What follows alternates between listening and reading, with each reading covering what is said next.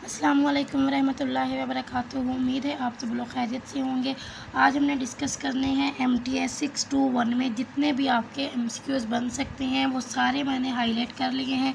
Just आप ये वाली वीडियो देख लें और यहाँ से जो भी मैं आपको MCQs बताऊँगी उसको साथ साथ प्रिपेयर करते रहें। मैं 100% गारंटी देती हूँ कि आपके जो भी MCQs आएंगे वो सारे इन्हीं में से आएंगे, क्योंकि जितने भी क्विज़ के लिए इंपॉर्टेंट पॉइंट्स हैं वो सारे मैंने यहाँ पे हाईलाइट किए हैं। बाकी जितने भी मेगा फाइल में इसके क्वेश्चंस थे MCQ से रिलेटेड वो भी मैंने यहाँ से टॉपिक्स ढूंढ के उनको भी साथ मेंशन किया है, ताकि एक ही वीडियो में जितने भी आपके MCQs बन सकते हैं वो सारे एक ही वीडियो में बन जाएं। चलिए स्टार्ट करते हैं। सबसे पहले हमारे पास चैप्टर नंबर 1 है। इसके दो ही चैप्टर मीटर में होते हैं। चैप्टर नंबर 1 है द रियल नंबर सिस्टम।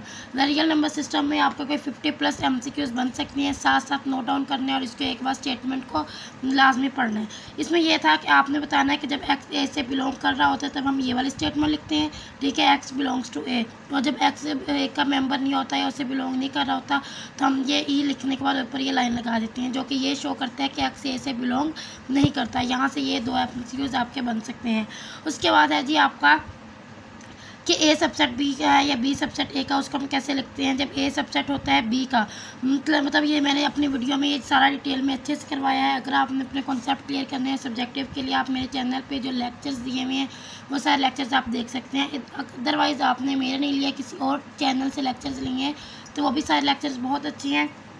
आपके अगर कॉन्सेप्ट क्लियर है तो आपको ये आप इजीली कर लेंगे। ए सबसेट है बी का, ये हम 6, 7, 8 से पढ़ते आ रहे हैं कि दो आपके पास सेट होते हैं। अगर ए सेट के जितने भी एलिमेंट्स हैं वो बी सेट के अंदर आ रहे हैं तो हम ये कहते हैं कि ए जो है बी का सबसेट है। और अगर बी के एलिमेंट ए के अंदर आ रहे हैं तो हम कहते हैं बी सबसेट है ए का। तो यहाँ से ये MCQs बन सकती हैं। उसके बाद नेचुरल नंबर्स कौन से होते हैं, 1 से स्टार्ट होते हैं और 1 से ऑनवर्ड जितने भी नंबर होते हैं वो सारे क्या होते हैं, नेचुरल नंबर्स होते हैं। उसके बाद आ जाते हैं जी नेक्स्ट हमारी ये चीज़ है, इवन नंबर्स के लिए हम ये चीज़ लिखते हैं 2 के, और नंबर्स के लिए हम लिखते हैं 2k-1। यहाँ से ये दो MCQs आपके पूछ सकते हैं MCQs में ये चीज़, तो आपने इसको याद रखना है। उसके बाद ये जो पेज है ना, ये आपके MCQs के लिए बहुत इंपॉर्टेंट है और यहाँ से आपकी अक्सर डेफिनेशन सब्जेक्टिव में भी आ जाती हैं। ये वही बात है कि एस सबसेट है टी का और या टी सबसेट है एस का, तो इसका मतलब यह है कि हर मेंबर जो अगर एस जो है वो टी का सबसेट है तो इसका मतलब एस के अंदर जितने भी मेंबर्स हैं वो सारे क्या होंगे, टी के अंदर भी होंगे।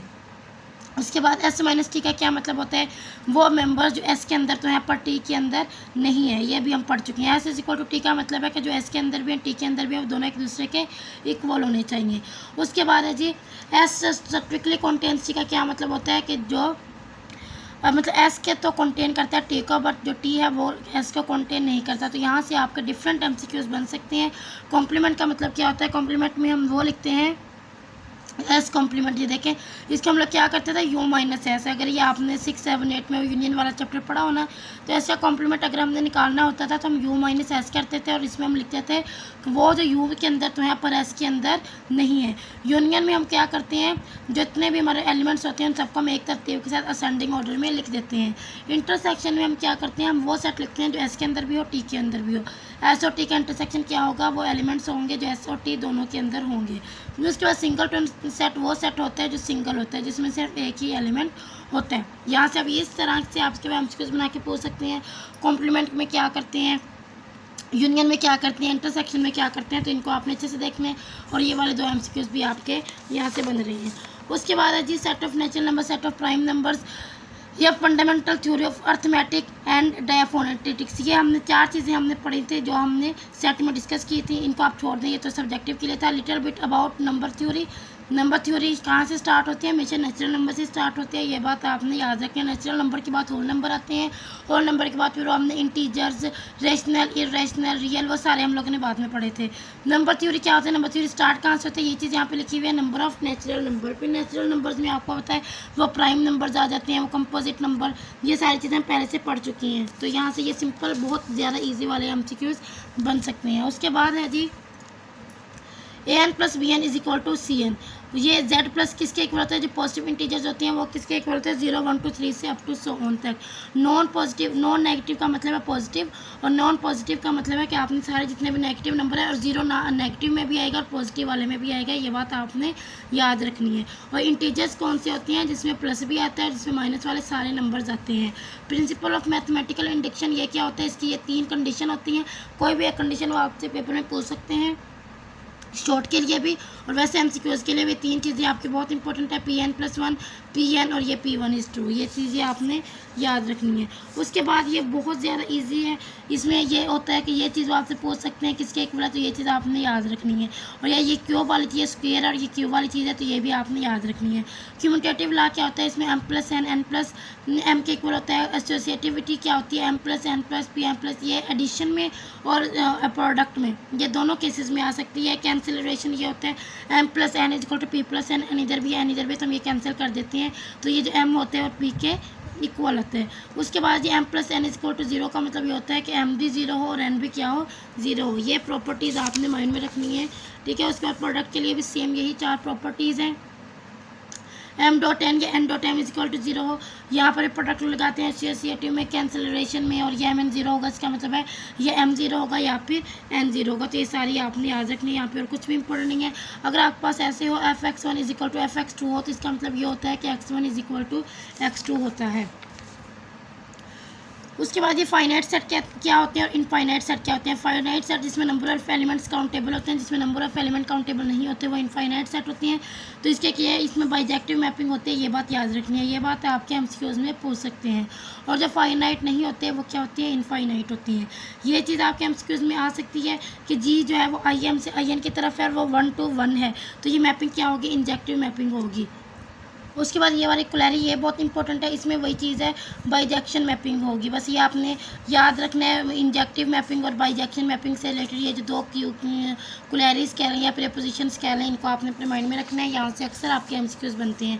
ये फिर से वही चीज़ आगे फील्ड किसे कहते हैं, वैसे ये आपके सब्जेक्टिव के लिए बहुत इंपॉर्टेंट है, बट यहाँ से आपके MCQs भी बन सकता है कोई कि ये जो होती है A+B+C, ये A+B+C के इक्वल होता है। प्रोडक्ट में ये एसोसिएटिव लॉ ये होता है, क्यूमुलेटिव लॉ ये होता है, डिस्ट्रीब्यूटिव लॉ क्या होता है ये आपको पता होना चाहिए। फिर उसके बाद ये A+0 = A के इक्वल होगा, और A को 1 के साथ करें तो वो भी A के इक्वल होगा। ये चीज़ें आपने याद रखनी है MCQs के लिए। ये साथ साथ नोट डाउन करते रहे, उनको एक बार आप देखेंगे तो आपको याद हो जाएगा। डेड काइंड इनफाइनाइट क्या होते हैं, वो जिसमें इंजेक्टिव मैपिंग होती है, इंजेक्टिव होती है बट सब्जेक्टिव नहीं होती, वो क्या होती है, डेड काइंड इनफाइनाइट सेट होती हैं। वैसे आपको पता है कि इसमें डेड जैसे इनफाइनाइट सेट होते हैं इनमें सब्जेक्टिव होती है, पर डेड काइंड वो होती हैं जिसमें जस्ट इंजेक्टिव होती है। तो ये डिफरेंस आपने याद रखना है। जो नेचुरल नंबर का सेट होता है वो इनफाइनाइट होता है। काउंटेबल सेट वो सेट होते हैं जो कि काउंट कर सकें, जिनमें नंबर ऑफ एलिमेंट को काउंट कर सकें, और इसमें ये बाइजेक्शन वाला हो। अदरवाइज वो क्या होते हैं, अनकाउंटेबल होते हैं। काउंटेबल जो काउंट किए जा सके और जो फाइनाइट हो, अनकाउंटेबल जो इनफाइनाइट हो। उसके बाद है जी ए इस काउंटेबली इनफाइनाइट, वो ये आपके आते हैं, ये हमेशा रिपीट होते हैं कि काउंटेबली इनफाइनाइट कब होते हैं, if and only if the elements A can be listed of enumerated in an infinite sequence without repetition. जो विदाउट रेपिटेशन जो नंबर्स आती हैं ना वो काउंटेबली इनफाइनाइट होती हैं, होते तो वो इनफाइनाइट हैं बट वो क्या है, विदाउट रेपिटेशन आती है, मतलब हमारा आने वाला जो नंबर होता है वो एक दूसरे से चेंज होता है। बाकी उनका मैंने अपने लेक्चर्स में डिटेल में ये सारे पॉइंट डिस्कस किए हुए हैं। अगर आपने लेक्चर्स नहीं लिए तो एक बार आप इस वीडियो के देखने से पहले लेक्चर्स लाजमी लें, ताकि आपके जितने भी कॉन्सेप्ट हैं वो सारे क्लियर हों, फिर आपको MCQs करने में भी मुश्किल नहीं होगी। आगे इक्विवेलेंट की 3 कंडीशन होती हैं, एक तो ए काउंटेबल होना चाहिए, एक तो उसमें सरजेक्शन का ये होना चाहिए, एक उसमें इंजेक्शन होना चाहिए। F(n) × A सरजेक्शन और G A(n) ये इंजेक्शन, ठीक है। ये तो 3 चीज़ें हैं ना, ये आपके MCQs में पूछी जाती हैं, ये आपने लाजमी करनी है। फिर उसके बाद ये चीज़ है PQRS, ये किसके इक्वल होता है, PS के और QR के, ठीक है। तो ये इस चीज़ के इक्वल होता है, ये भी आपके MCQs में पूछ सकते हैं वो। फिर उसके बाद ये जो इक्विवेलेंट रिलेशन है वो Z × Z, ये सुपर स्टार बना हुआ है, Z × Z का रिलेशन है, ये आपने याद रखना है, ठीक है। और ये क्या है, एक एबिलियन ग्रुप है। Q का जो अगर मल्टीप्लिकेशन के अकॉर्डिंग आप इसका अगर लेना डॉट प्रोडक्ट Q डॉट इसके मल्टीप्लिकेशन के अकॉर्डिंग भी लें या एडिशन के अकॉर्डिंग लें, तो ये दोनों केस में एबिलियन ग्रुप होता है। एबिलियन ग्रुप क्या होता है, जिसमें A+B = B+C, मतलब जो कम्यूटेटिव वाली प्रॉपर्टी होती है वही क्या होती है, एबिलियन ग्रुप की प्रॉपर्टी होती है। उसके बाद जी ये जो होता है 2√, ये क्या है, रेशनल नंबर है, ये आपने MCQs के लिए याद रखना है, ये रेशनल नंबर होता है। उसके बाद ये जो 3 प्रॉपर्टी होती है, A = B है, किसके इक्वल होता है, A<B और B<A इसके इक्वल होता है, ठीक है। ये बात आपने याद रखनी है। उसके बाद अगर A<B है तो A+B A+C भी क्या होगा, B+C से, मतलब दोनों साइड पर अगर आप C को प्लस कर दें तब भी यही वाली कंडीशन मेनटेन रहेगी, ठीक है। या C को दोनों साइड पर मल्टीप्लाई कर दें तब भी यही वाली कंडीशन रहेगी, ये जो साइन है ये चेंज नहीं होगा, ठीक है। और अगर A देन है बी के, बी लेस देन है सी के, तो ऑब्वियसली ये बात है कि ए जो है वो सी से लेस देन होगा। ठीक है, ये बातें आपने पॉइंट्स याद रखने हैं। ये जो होता है ये ना, ये वाला साइन ये इंडिकेट करता है ये एक्स लेस देन वाई है और ये एक्स इक्वल टू वाई है। ये तो आपको पता होगा, ये हम बचपन से पढ़ते आ रहे हैं। उसके बाद ये पार्शियल ऑर्डर के बारे में है। ये रिफ्लेक्सिविटी वाला कॉन्सेप्ट याद करना है। ये एज को टू एंटीसिमेट्री कब होता है और ये ट्रांजिटिव कब होता है। ये 3 कंडीशन ये आपके एमसीक्यूज में पूछ सकते हैं। लोअर बाउंड क्या होता है अपने लेक्चर में बहुत डिटेल में एक्सप्लेन कर चुकी हूँ। अब वीडियो बहुत ज़्यादा लेंथी हो जाएगी क्योंकि हमारा सिलेबस काफ़ी रहता है। तो लोअर बाउंड से भी आपके एमसीक्यूज बन सकते हैं। लोअर बाउंड में स्मॉलर नंबर होता है और ये इन्फीमम ऑफ ई होते हैं। इन्फीमम में सुप्रीमम में यहाँ पर सुप्रीमम आ जाता है। अपर बाउंड में क्या होता है, लार्ज नंबर होते हैं। और ये चीज़ें जो मैंने अभी बताई, ये 4 चीज़ें हैं ना, ये जो lower bound, infimum, upper bound, supremum, यहाँ से आपका सब्जेक्टिव भी आता है और यहाँ से आपके एमसीक्यूज भी आते हैं। और याद रखिएगा इन्फीमम में ये पी स्क्वायर ग्रेटर देन 2 होता है और सुप्रीमम में ये पी स्क्वायर लेस देन 2 होता है। ये जो डिफरेंस है ये आपने याद रखना है, less than 2 and greater than 2। उसके बाद है जी लीस्ट अपर बाउंड प्रॉपर्टी क्या होती है, इसको आपने देख लेना ये कौन सी प्रॉपर्टी होती है और इसमें क्या कंडीशन होती है। इसको जल्दी से एक बार रीड कर लीजिए, इसका ये आपके एमसीक्यूज में आ सकता है। ये जो अल्फा जो होता है सुप्रीमम ऑफ एल के इक्वल होता है, ये देख लीजिएगा। उसके बाद है जी कॉम्प्लीमेंट, ये एक्सियम, ये वैसे इसमें ये तो 2-3 चीज़ें थी जो देखने वाली थी, इसको एक बार आप पढ़ लें। वैसे ज़्यादा खास इसमें कुछ भी नहीं है। अगर एप्सिलॉन नॉट ग्रेटर देन 0 होगा तो ये वाली कंडीशन होगी, अदरवाइज़ ये वाली कंडीशन होती है। ये 2 चीज़ें हैं, ठीक है, हो सकता है आपके एमसीक्यूज में पूछ लीजिए। उसके बाद है जी आर्चिमेडियन प्रॉपर्टी क्या होती है, इसमें ये चीज़ होती है जो एन एप्सिलॉन नॉट है greater than equal to less than equal to B होता है और अगर हम दोनों +1 कर दें तब भी यही वाली कंडीशन रहती है। तो ये आपने याद रखना, ये आर्चिमेडियन प्रॉपर्टी होती है। डेंस सेट इन आर का क्या मतलब होता है, इसको एक बार पढ़ लीजिएगा, अदरवाइज ये आपके एमसीक्यूज के लिए हम नहीं है, बट ये आपके शॉर्ट में आ सकता है। ठीक है, उसके बाद है जी ये अगर आपने एक रेशनल नंबर है और उसको आपने ए लेस देन बी इसके दरमियान में एडजस्ट करना है तो ये हो जाएगा A less than P by Q less than B. ठीक है, ये कंडीशन बन जाएगी। पी एंड एप्सिलॉन नॉट दोनों पॉजिटिव होती हैं और दोनों पॉजिटिव हैं, then N epsilon naught is greater than P. मतलब ये वो पूछ सकती हैं आपसे कि जो पी होता है और ये एप्सिलॉन नॉट ये दोनों क्या होते हैं, पॉजिटिव होती हैं। बाकी ये कंडीशन एक बार इसको देख लें, अदरवाइज यहाँ से सबसे इंपॉर्टेंट एक ये पॉइंट है और एक ये पॉइंट है, बाकी एक ये पॉइंट है कि आर्चिमेडियन प्रॉपर्टी क्या होती है। उसके बाद है जी अगर हम रेशनल इरेशनल नंबर्स का प्रोडक्ट लें तो वो भी इरेशनल आता है। रेशनल इरेशनल नंबर्स का सम करें वो भी इरेशनल आता है। इरेशनल नंबर जो होते हैं वो रियल्स में डेंस होते हैं, ये एमसीक्यूज बन सकते हैं। एप्सिलॉन अगर ग्रेटर देन 0 हो, नो मैटर हाउ स्मॉल, तो ये वाली कंडीशन फुलफिल होती है और वैसे ये वाली कंडीशन होती है। तो यहाँ से ये वाले एमसीक्यूज बन रहे हैं, इनको एक बार लाजमी गौर से देख के पढ़ने हैं आप लोगों ने। ठीक है, उसके बाद है जी application of properties of fields बहुत ज़्यादा इजी है। X plus Y X plus Z किसके इक्वल होगा, वाई इक्वल टू जेड के एक्स प्लस वाई। ये एक्स के इक्वल कब होगा, जब यहाँ पे वाई 0 होगा। ये एक्स प्लस वाई वाई के इक्वल 0 के इक्वल कब होगा, जब वाई माइनस एक्स के इक्वल होगा। माइनस माइनस एक्स इसके इक्वल होगा, प्लस एक्स के इक्वल होगा। इस तरह ये जो है ना यहाँ यही वाले आपके एमसीक्यूज बनते हैं जो आपके स्टूडेंट्स कहते हैं कि ये हमारे सिलेबस से नहीं थे, बट होते यही वाले हैं। तो ये जो पेज नंबर 17 है ये सारा ही समझ लें कि ये आपके एमसीक्यूज के लिए बहुत अहम है। इसको आपने लाजमी देखना है, स्क्रीनशॉट लें फिर इसको आपने लाजमी देखना है। उसके बाद ये कंडीशन है for every real X is greater than 0 and every integer N is greater than 0 there is a one and only one possibility Y N is equal to X. ज़्यादा अहम तो नहीं है पर इसको एक बार देख लें, हो सकता है वो पूछ लें। उसके बाद ये हमने प्लस वाले किए थे, प्लस के केस में जो सेपरेट मोड वाला होता है ये ग्रेटर होता है, लेकिन अगर माइनस लगाया जाए ना तो माइनस के केस में ये चीज़ ग्रेटर होती है। ठीक है, ये वही डिफरेंस मैंने आपको बोला था कि ये डिफरेंस आपने याद रखना है। इस केस में प्लस वाले में ये ग्रेटर होता है और माइनस वाले में ये ग्रेटर होता है। यही बातें यहाँ पे लिखी हुई हैं, इनको एक बार अच्छे से रीड करना है। ये जो 4 प्रॉपर्टीज़ हैं इनको लाजमी एक बार अच्छे से रीड कर लें। ये यहाँ से आपके 4 एमसीक्यूज बन रहे हैं। उसके बाद यही वाली चीज़ ए माइनस बी, इसमें ये अगर ए बी से ग्रेटर होगा तो आंसर पॉजिटिव आएगा, अगर बी ए से ग्रेटर होगा तो एकदम ये चीज़ होगी। मतलब बी का मोड माइनस ए का मोड कब होगा, जब बी का मोड ग्रेटर देन ए का मोड है, और ए का मोड माइनस बी का मोड कब होगा, जब ए का मोड ग्रेटर देन बी का मोड है। तो ये सारी चीज़ें मैंने एक्सप्लेन करवाई हुई है। काइंडली जाके पहले आपने लेक्चर्स देखने हैं, उसके बाद आपने आके इनको करना है ताकि आपको कोई मुश्किल ना हो। उसके बाद है जी non empty set of real number is bounded above. वो बाउंडेड अबव कब होता है if it has no upper bound, जब उसके पास कोई भी अपर बाउंड नहीं होता तो वो क्या होता है, अनबाउंडेड अबव होता है। ये अनबाउंडेड अबव की डेफिनेशन आ सकती है और इसकी ये वाली कंडीशन आपके एमसीक्यूज में पूछी जा सकती है। उसके बाद है जी ये पेज नंबर 20 को लिख लें। ये यहाँ से आपके बहुत ज़्यादा एमसीक्यूज बनेंगे। Supremum S is equal to infinity कब होता है? जब अनबाउंडेड अबव होता है। माइनस इन्फिनिटी कब होता है? जब अनबाउंडेड बिलो होता है। ये लेस देन 2 कब होता है? जब supremum S is equal to 2 और infimum S is equal to minus infinity होता है। और ये लेस देन 2 कब होता है? जब ये दो केसेस होते हैं। ये आपके एमसीक्यूज के लिए बहुत अहम है। उसके बाद ए में इन्फिनिटी का प्लस करेंगे, इन्फिनिटी में ए को प्लस करें, इन्फिनिटी आता है, माइनस करें तब माइनस इन्फिनिटी आएगा, डिवाइड करें आंसर 0 आएगा, मल्टीप्लाई करें तब भी आंसर 0 आएगा। ये है कि इन्फिनिटी के साथ अगर हम किसी नंबर को मल्टीप्लाई करें, प्लस करें, माइनस करें, डिवाइड करें, क्या आंसर आता है, तो ये वो चीज़ है। ठीक है। और यहाँ पे दो केसेस हैं, अगर ए आपका 0 के ग्रेटर हो मतलब पॉजिटिव हो तब क्या होगा, और अगर आपका ए जो है वो नेगेटिव हो तब क्या होगा।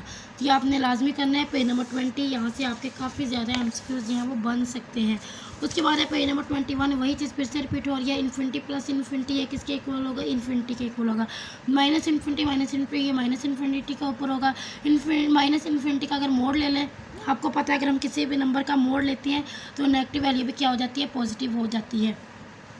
और ये कब होते हैं? इंटरमीडिएट फॉर्म्स कब होती है? इंटरमीडिएट फॉर्म कब जो होती है? इन्फिनिटी बाय इन्फिनिटी की फॉर्म, 0 बाय 0 की फॉर्म। ठीक है। ये जो दो फॉर्म होती है ना, ये इन्फिनिटी बाय इन्फिनिटी की फॉर्म होती है, ये आपने याद रखना है। उसके बाद डिस्टिंक्ट नंबर क्या होते हैं? ये इसको एक बार गौर से लाजमी 2 पॉइंट का पढ़ लीजिएगा। P1 ट्रू होना चाहिए और इसमें जो NPN वाली कंडीशन है ये फुलफिल होनी चाहिए। ये यहाँ से आपके एमसीक्यूज बन सकते हैं। उसके अलावा यहाँ से नॉन एक्टिव इंटीजर्स, ये कंडीशन आपको याद होनी चाहिए कि इसमें जो एक्स एन माइनस प्लस 1 है, माइनस एक्स एन ये किसी less than equal to R X N minus minus 1। ठीक है। ये याद रखना है। और यहाँ से ये चीज़ याद रखना है कि ये किसके इक्वल होता है। ये नोट करते जाएँ और इसकी प्रैक्टिस लाजमी एक बार करनी है। ठीक है। उसके बाद ये प्रिंसिपल ऑफ मैथमेटिकल इंडक्शन, ये अभी हम पढ़ के आ चुके हैं, ये लास्ट टॉपिक में भी था। P N naught is true और N is greater than equal to N naught, P implies ये पी एन प्लस 1 को फुलफिल होना चाहिए और ये वाली कंडीशन फुलफिल होनी चाहिए।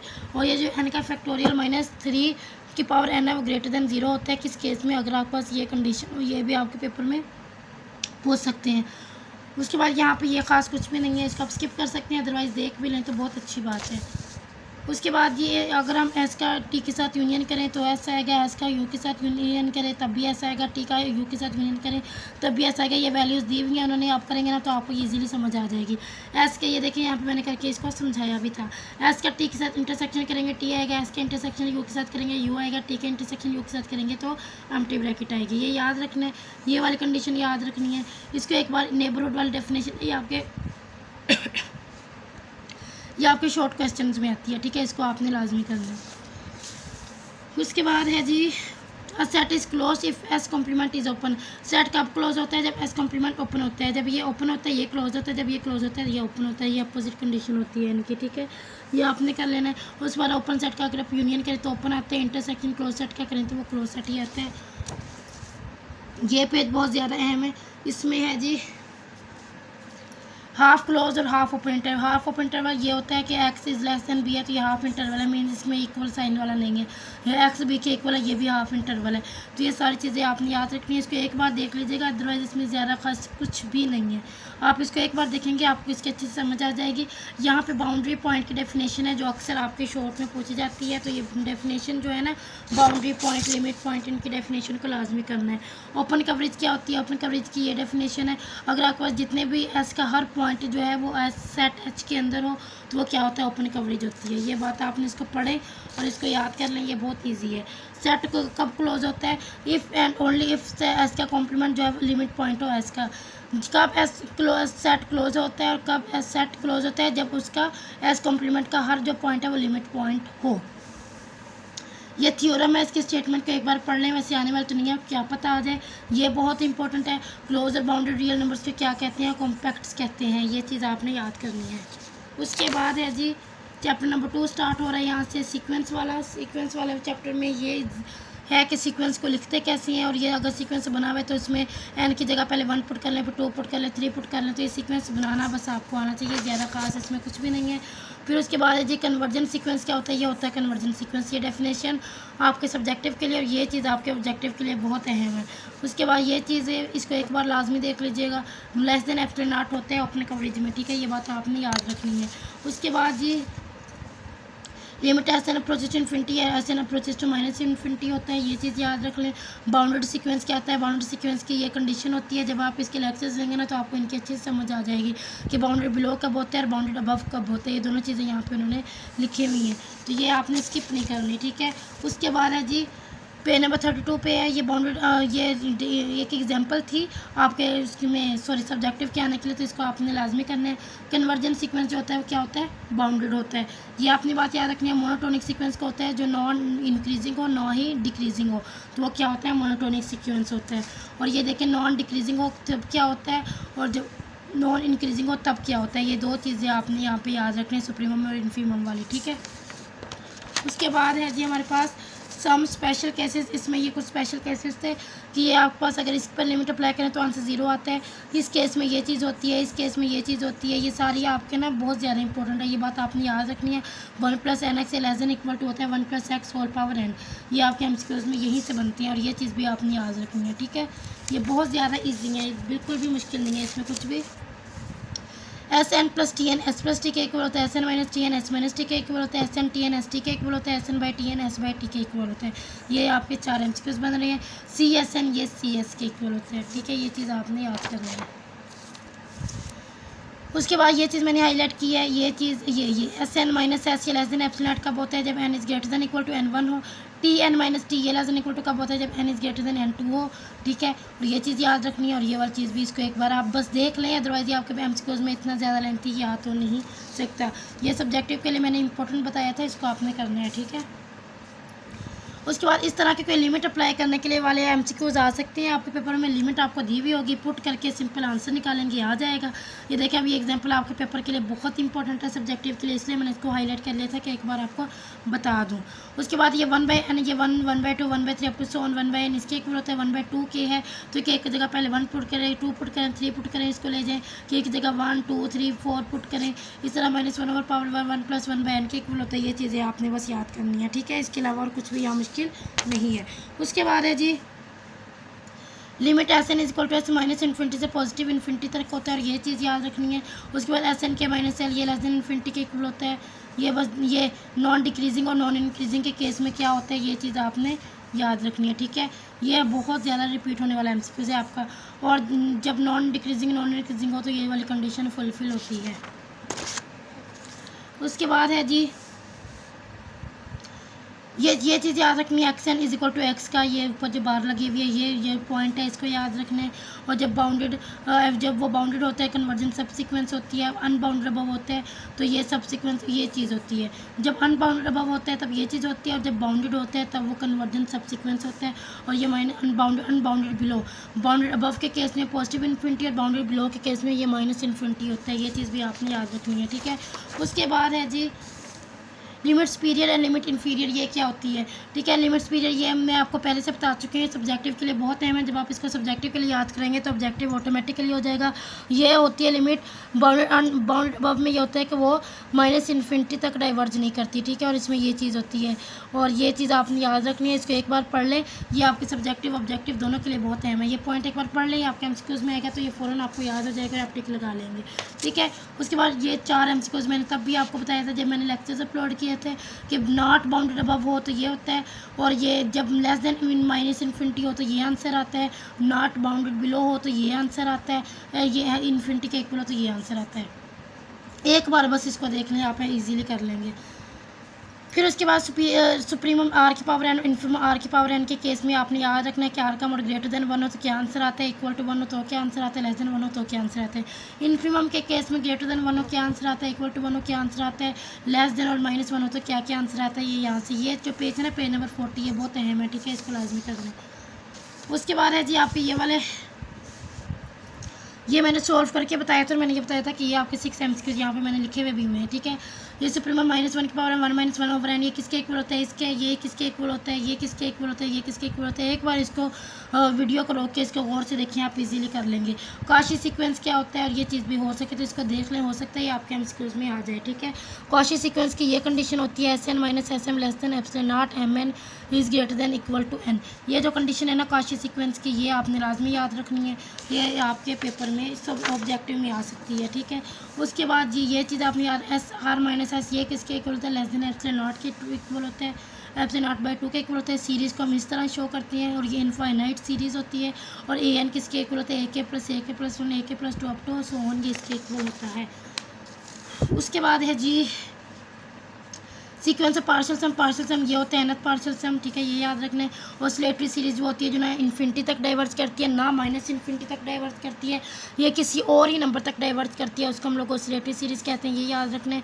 इसमें ये 1 + r² ये किसके इक्वल होता है, 1 - r n + 1/1 - r, ये आपके एमसीक्यूज में पूछ सकते हैं। अल्टरनेटिव सीरीज ये होता है कि कभी वो सीरीज पॉजिटिव नंबर दे आंसर में, कभी वो नेगेटिव नंबर दे, तो ये आपने याद रखनी है, ठीक है। उसके बाद है जी the sum of convergence series unique है, जो कन्वर्जन सीरीज़ की होती है ना सम, वो यूनिक होते हैं। CAN ये CA के इक्वल होते हैं, AN + BN ये A + B के इक्वल होते हैं, AN - BN ये A - B के इक्वल होते हैं। यहाँ से ये आपके एमसीक्यूज बन सकते हैं। उसके बाद है जी ये आपको दे के पूछ सकते हैं क्या ये वो कंडीशन को सेटिस्फाई कर रहा है कन्वर्जन सीक्वेंस की, नहीं करता, बस आपने इतना बता देना है कि ये नहीं करता कन्वर्जन सीक्वेंस की कंडीशन को फुलफिल। उसके बाद n+1/2 ये ग्रेटर देन होते हैं m से, ये पूछ सकते हैं। और बस ये वाली कंडीशन आपने बस याद रखनी, हो सकता है आ जाए, अदरवाइज ये ज़्यादा अहम नहीं है। उसके बाद है जी ये चीज़ आपने याद रखनी है, r इज़ लेस देन 1 हो तो ये m greater than equal to n होता है, rn + 1/1 - r ये होता है। ये मतलब ये आपके MCQ में पूछ सकते हैं, तो ये चीज़ आपको ये रिलेशन पता होना चाहिए, ठीक है। उसके बाद ये कंडीशन जो होती है ना AN = 0 वाली, ये नेसेसरी कंडीशन है, ये सफिशेंट नहीं है। अक्सर वो MCQ में देकर पूछते हैं कि ये नेसेसरी है, ये सफिशेंट है, तो आपने बताना नेसेसरी तो है ये कंडीशन, पर सफिशेंट नहीं है। उसके बाद ये इस कंडीशन के इसके बारे में बताना, ये कन्वर्ज कर रहा है, डाइवर्ज कर रहा है, ये बस आप इसका आंसर याद कर लें। ऑब्जेक्टिव के लिए पूछ सकते हैं कि जो ये सीरीज़ है कन्वर्ज कर रही है, डाइवर्ज कर रही है, ठीक है। जब r ये कम और ये लेस देन 1 हो तब सीरीज़ कन्वर्ज करती है, डाइवर्ज करती है, सिंपल, बस ये बात आपने यहाँ याद रखनी है। ये फिर से रिपीट हो गया, नॉन डिक्रीजिंग हो तो क्या होता है, नॉन इंक्रीजिंग हो तो क्या होता है। उसके बाद है जी ये टेस्ट आगे कंपैरिजन टेस्ट और ये रेशियो टेस्ट हमने किया था, इसकी ये जो कंडीशन थी ना, दो कंडीशन, बस ये कंडीशन याद कर लें। ये वो खुद देती हैं और वो पूछती हैं कि जब AN लेस देन इन्फिनिटी होगा तो BN क्या होगा, आपने बताना लेस देन इन्फिनिटी। वो ये BN = इन्फिनिटी देंगे तो आपने बताना AN = इन्फिनिटी। तो यहाँ से वो 2 MCQs आपके ईजिली बना सकते हैं कंपेरिजन टेस्ट में से, ठीक है। उसके बाद AN कब कन्वर्ट करते हैं, जब इसका आंसर 0 आता है, यहाँ से ये चीज़ है। और ये जो सीरीज़ है ये 1/n⁻p, ये कन्वर्ट कब करती है, जब p 1 से ग्रेटर हो, और ये डाइवर्ज कब करते हैं, जब p less than equal to 1 हो। ये देखिए कितने इंपॉर्टेंट MCQs है, वो सीरीज़ देके पूछ सकते हैं कन्वर्ट कब करेगी और डाइवर्ज कब करेगी, तो ये आपने चीज़ ये याद करनी है, ठीक है, इसको अपने माइंड में बिठाना है आपने। उसके बाद है p इज़ ग्रेटर देन 1 होगा तो ये सीरीज़ होगी, और जब आपको पता है जब p 1 से ग्रेटर होता है तब वो डाइवर्ज करती है, p 1 से स्मॉल होता है वो डाइवर्ज करती है, ये भी हम पीछे पढ़ के आए हैं। तो ये टेस्ट आपने याद करना है, जब ये वाली कंडीशन हो वो अगर कन्वर्ज कब करती है, डाइवर्ज कब करती है, ठीक है। और ये वाली कंडीशन हो, ये वाली एग्जाम्पल हो तो वो कब कन्वर्ज करती है, जब की हो जो 1/2 से ग्रेटर हो। ये अक्सर हम ये एग्जाम्पल दे देते हैं, सब्जेक्टिव के लिए बहुत ही इंपॉर्टेंट है ये, यहाँ से आपका सब्जेक्टिव सारा यहीं से आता है। फिर ऑब्जेक्टिव के लिए ये एग्जाम्पल दे के वैसे वो पूछ लेते हैं कन्वर्ज कब करेगी और डाइवर्ज कब करेगी, ये पता होना चाहिए। नंबर ये इसके इक्वल होता है, और ये भी इसको एक बार देख लें, अदरवाइज ये जो चीज़ है ना ये ज़्यादा अहम है कि ये जो है वो 1/n के फैक्टोरियल के इक्वल होता है। उसके बाद जो नंबर है वो इरेशनल नंबर है, ये चीज़ यहाँ पे याद करने वाली है, ये इसको देख लें। ये बल्कि ये नहीं करने वाला क्योंकि ये उन्होंने एग्जांपल दी हुई है, एग्जांपल में ये चीज़ गिवन है तो ये चीज़ नहीं है।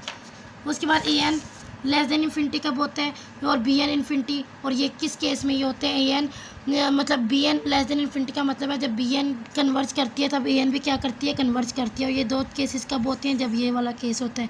BN अगर डाइवर्ज कर रही है तो AN भी क्या करेगी, डाइवर्ज करेगी, और ये कब होता है, जब ये वाला केस हो, ठीक है। तो ये आपने इसको एक बार गौर से देख लीजिए, ये जो आपने लेक्चर्स लिए हुए होंगे तो आपको ये करने में बिल्कुल भी मुश्किल नहीं होगी। ये फिर से वही चीज़ रिपीट हो रही है, और ये याद रखने रेशियो टेस्ट क्या होता है, ये AN + 1/AN, BN + 1/BN, और इस केस में BN डाइवर्ज करता है तो AN डाइवर्ज करती है, BN कन्वर्ज करता है तो AN भी कन्वर्ज करती है, ये चीज़ है इसमें, ठीक है। ये 2 पॉइंट्स हैं ना इसके जो रेशियो टेस्ट का, ये आपने याद करनी है, और ये इसकी मेन जो कंडीशन है वो ये है।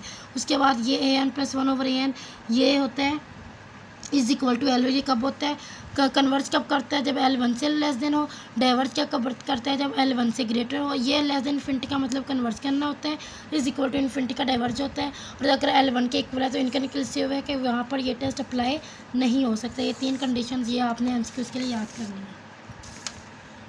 उसके बाद ratio test does not imply, कुछ टेस्ट ऐसे होते हैं जहाँ पर रेशो टेस्ट अप्लाई नहीं हो रहा होता है, वहाँ पे रेबीज़ टेस्ट करते हैं। रेबीज़ टेस्ट की ये कंडीशन होती है और इसमें ये 2 कंडीशन जो होती हैं ना, ये आपने याद रखनी है कि M-1 से छोटा कब होता है, M-1 से बड़ा कब होता है। ये मतलब AN कन्वर्ज कब करती है, AN डाइवर्ज कब करती है।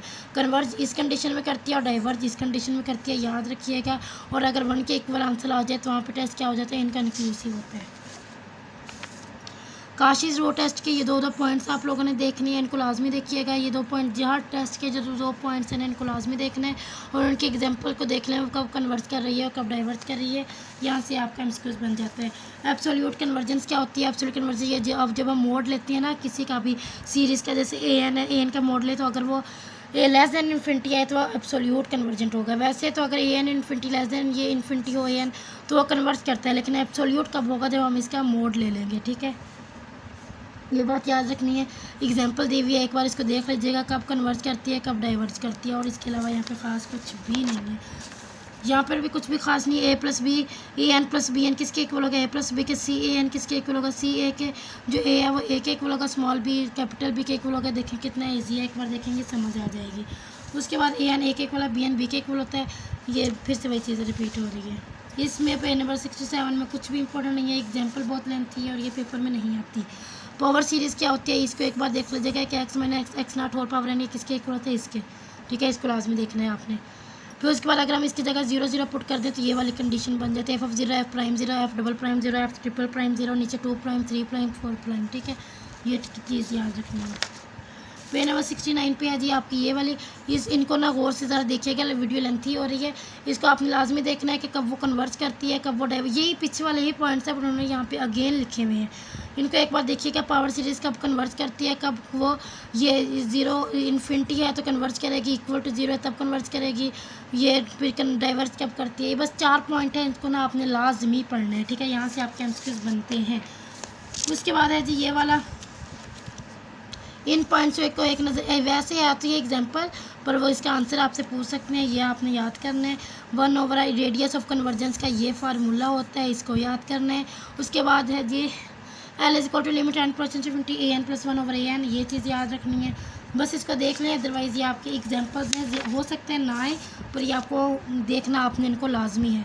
वैसे आप इनको सब्जेक्टिव के लिए करेंगे तो जब सब्जेक्टिव के लिए करेंगे तो ऑटोमेटिकली आपको ऑब्जेक्टिव के लिए भी वो तैयार। पावर सीरीज़ के लिए आपने इसका बताना है कि ये क्या है, मतलब कन्वर्ट कर रही है, डाइवर्ट कर रही है। इसका सिर्फ आंसर याद कर लें कि ये कन्वर्ट करेगी या डाइवर्ट करेगी। उसके बाद ये है कि अगर R 0 होगा तो X भी क्या होगा? 0 होगा। ये चीज़ याद रखनी है। ये एक एमसीक्यूज़ बनेगा यहाँ से। बस ये था हमारा लास्ट पेज। यहाँ पे आपका चैप्टर नंबर 2 एंड हो रहा है। चैप्टर नंबर 1 और 2 यही 2 हमारे चैप्टर्स होते हैं मिड टर्म में। चैनल पे नहीं होते सब्सक्राइब करके जाना है, अच्छा सा कमेंट करके जाना है। यहाँ से आपके एमसीक्यूज़ आएँ तो लाजमी मुझे बताना है, कहीं से कुछ समझ ना है, कोई क्वेश्चन में इशू है, एमसीक्यू समझना और आओ स्क्रीनशॉट लेके व्हाट्सएप ग्रुप ज्वाइन करना है और मुझसे आके पूछना है। इंशाल्लाह मैं आपको फ़ौरन गाइड करूँगी। अपना बहुत सारा ख्याल रखिएगा। जज़ाकल्लाह, अल्लाह हाफिज़।